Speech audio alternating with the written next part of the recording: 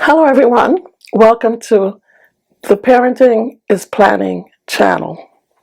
My name is Fatima and I've been working in some aspect of human services for over 35 years, and I decided during my retirement to start a Parenting is Planning program, and that involves all the things regarding parenting that we did not read in a book or learn in school or learn from our own parents.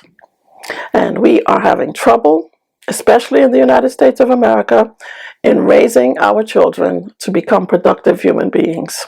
So join me on this journey. I will cause tears, I will create laughter, I will cause us to look at ourselves and see what it is that we're doing with our children, the good, bad, and the ugly.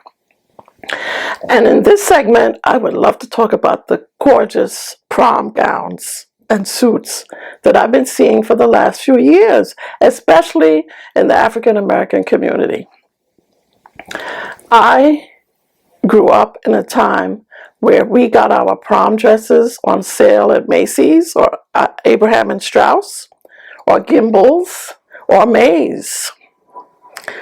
And we wore a dress that cost less than $50 and shoes for about the same, and we could read, write, and count.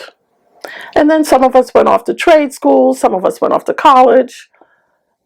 We managed to pay our bills and live a decent life in the United States. But the Black community in particular has lost its cotton picking mind. Now, I know many of us watch social media. We look at the housewives of Beverly Hills, of Atlanta, and for some reason, some of us think that we could live like how millionaires live. There is a prom which the parents allegedly paid $75,000 to sponsor. They decked out the home, pink carpeting, champagne fountains, etc. You have to look at it. I'll put the link in the video. Then there's a prom dress where the young lady's holding a snake. Beautiful headdress, like she's going to carnival in Rio de Janeiro. I can't understand why this is what the prom has become. The prom is not the traditional coming out of a young woman and a young man like it used to be. It is now all a show, a display. Look at me, look at me, look at me. I can outdo everyone else at the prom.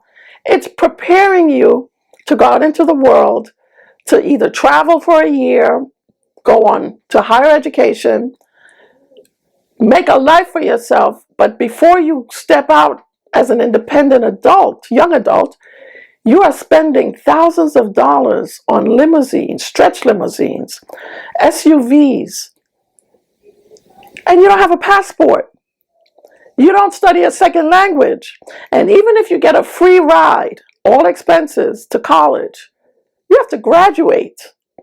Only 20% of college freshmen graduate within 4 years for a 4-year program.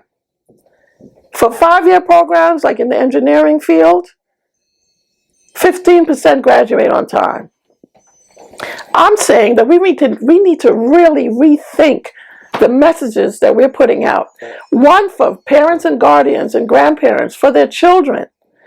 High school graduation is a given in the country where education is mandatory for all below 16. It's free. And it's a stepping stone. But what's happening is that many of our youth don't have basic reading and writing skills. That money could go into tutoring, extracurricular activities, sports, travel, things to widen the horizon of our young people, rather than a big party, all expenses paid. Now I'm going to share. I didn't go to my prom. I graduated in 1977 from Tilden High School, and I graduated a year early. And what I did for my prom party, the day of my prom party, was I ventured into the library to research what I would major in when I went to college. And some of my friends joined me. It was after the Vietnam War had ended, and we were looking at what condition the world was in. We were examining our futures. We were examining where we wanted to be in 5 years, in 10 years. And none of that involved a big blowout party, putting our parents in debt. Unless you're a millionaire, it makes no sense for you to have a $30,000 prom, or do it in a way where everybody has to come see. What about your achievements? What have you achieved in high school? Boast about that. What have you accomplished at 18 or 19 that the world needs to see? What have you put your sights on in terms of a career in this ever rapidly changing world? I think we need a do-over. And rather than look at me with the hair, the fake hair and the nails and eyelashes and the overly abundant expenses, dresses that are made for the red carpet in Hollywood. And most of the celebrities that wear those dresses don't even pay for those dresses. They're on loan or they're gifts. Why are we trying to be like celebrities? Why are we living through the lives of people we don't even know? Why are we looking at social media and getting our ideas rather than looking to ourselves? Like I said, we need a do-over, and our children need to think more deeply about what's coming around the pike. But that's my story, and that's what I'm sticking with.